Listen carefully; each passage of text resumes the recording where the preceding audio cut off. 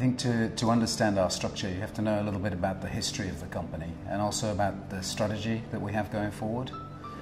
In terms of history, I think most of you may know by now, but it's still not generally known, that Essar started as a construction company.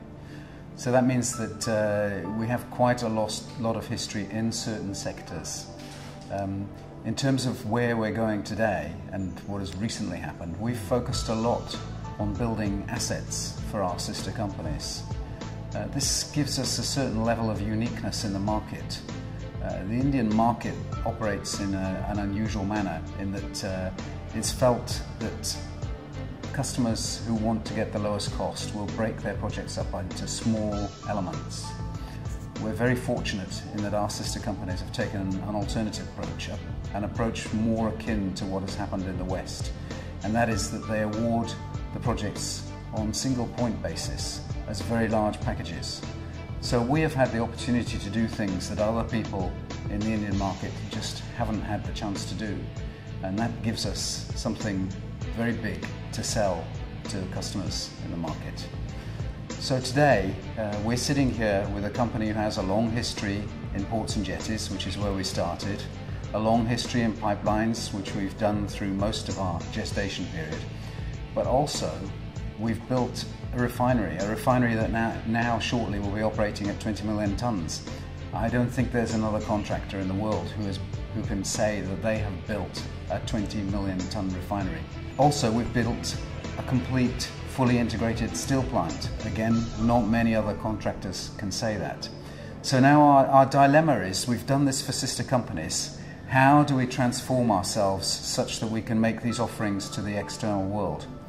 So what we've decided to do is we'll take the track record that we've gained and we'll break it up into manageable chunks that can be explained to our customers.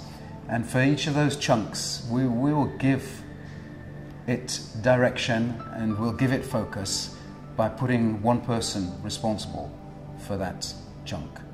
So we've created a set of SBUs. SBU means Specialist Business Unit. So our original ports and jetties is a business unit. Our pipelines business is a business unit, and to that we've also added storage tanks and terminals. We have created a business unit for hydrocarbons to build on the expertise that we've gained through building the refinery. We've created a business unit to focus on steel, to build on what we have learnt in steel, and in particular to focus on those areas of expertise which sets us a little bit apart from the rest of the market.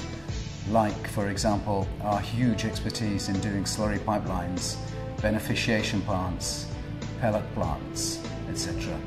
Then we've created a business unit for power. We're doing an enormous amount of power work now for our sister companies. We'll start to look at how we can deliver that same quality of plant to external customers as single point responsibility. Then of course our offshore business. We've been very successful in developing offshore business. We're doing it in very challenging conditions. We're doing some of the most challenging work in the world in that we're refurbishing existing platforms, which is noted to be extraordinarily complex work, and we've done it very successfully for ONGC. Now we're doing new build platforms.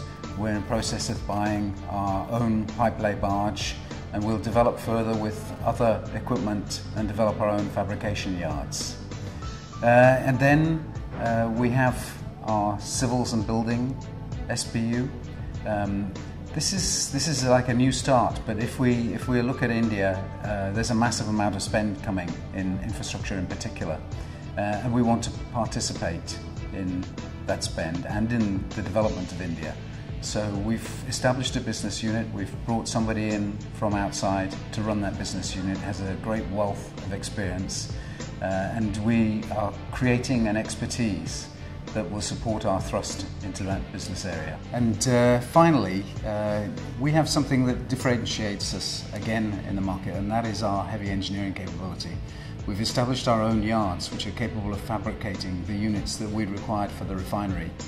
They're also capable of fabricating much more than that. They can do turbine casings. There's the potential there to do offshore platforms. So we're building this up into a differentiator for EPL, which will serve across all of our business units, and it will also sell direct to the external markets.